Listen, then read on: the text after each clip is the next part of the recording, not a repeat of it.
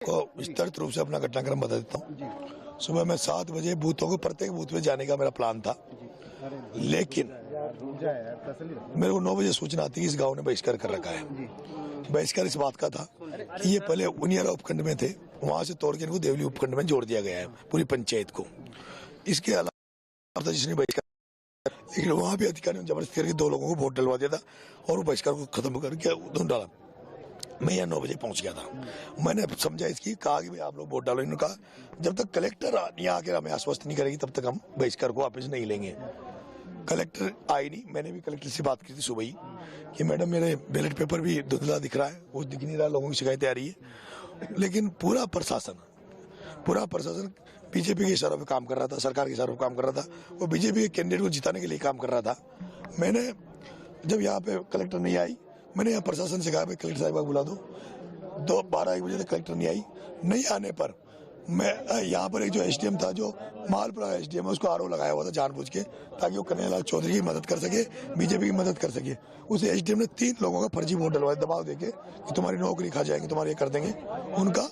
उन्होंने वोट डलवाया दादागिरी से। एक बहन है जो उसमें आंगनबाड़ी में एक टीचर था, एक और था। जब मेरे को ये पता लगा कि जबरदस्ती वोटिंग कराई जा रही है, सभी की भावनाओं को हाथ किया जा रहा है, मैं गया, मैंने पूछा कर्मचारियों को किसने डलाया। उन्होंने कहा साहब ये एसडीएम ने डलाया है। मैंने एसडीएम के थप्पड़ चढ़ा था, ये बात सही है, लेकिन इसलिए चढ़ा था कि उसने कुकर्म किया था, गलत काम किया था। उसके जड़ने के बाद हम लोग यहाँ बैठे रहे, धरना चलता रहा। जब धरना चलता रहा तो 3:30 बजे जब कलेक्टर नहीं आया, कोई भी नहीं आया, जब मुझे लगा कि ये लोग ये चाहते हैं हमारा वोट नहीं डले, मैंने वोटर्स से अपील की आप लोग वोट डालो 3:30 बजे, और 3:30 बजे बाद वोट डाल दो। जब तक आपका वोट डलेगा, वोट डलने के बाद मैं यहाँ बैठा हूँ। वोट डलने के बाद आप जो फैसला लोगे वो फैसला मेरा है। सारे वोट डल गए, सारे लोग यहाँ इकट्ठे हुए। सबने फिर एक बात कही कि कलेक्टर के बिना हम कोई बात नहीं करेंगे। मैंने खूब कहा भाई कलेक्टर बुलाओ, नहीं बुलाया। लास्ट में मैंने फिर एक बार कह दिया भाई एसपी को बुला लो, एसपी बुलाओ, एसपी की बात भी मान लेंगे। लेकिन एसपी यहाँ 50 मीटर पे बैठा था स्कूल में, वो नहीं आया। नहीं आने के बाद में फिर शाम को हमारा रात भर ये स्टेज लगा के हमारा ये था भाई रात भर हम यहाँ पड़ाव डालेंगे। मैंने बिस्तर मंगा लिया था, खाना मंगा लिया था। खाना मंगाने के बाद हम लोग, इन्होंने खाना रोक लिया, हमारा टोल पे रोका, फिर वो कच्चे रास्तों से खाना आया पिकअप में, वो पिकअप रोक ली। रोकने के बाद मैं जब मुझे पता लगा, सारी पंक्ति लगा दी थी, हम लड़के बैठ गए थे।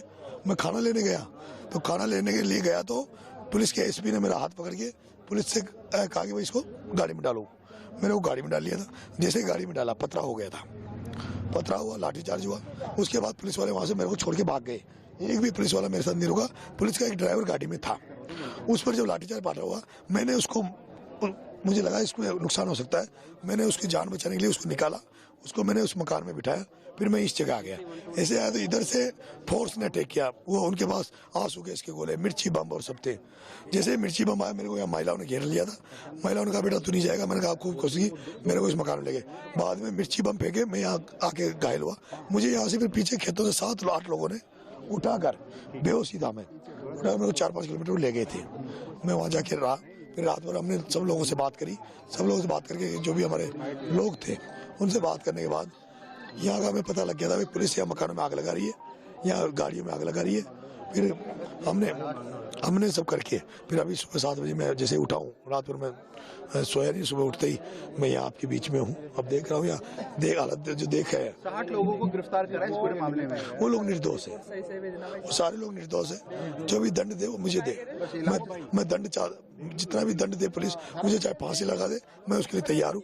पर आप लोगों को जो नुकसान किए उसकी प्रशासन भरपाई करे, सरकार भरपाई करे। और मैं अंत में एक बात और चाहता हूँ, मुझे किसी से उम्मीद नहीं है, मुझे किसी से उम्मीद नहीं है। मुझे किरोड़ी लाल जी मीणा से उम्मीद है, मुझे किरोड़ी लाल जी मीणा से उम्मीद है, वो मेरा हमें न्याय दिलाएंगे।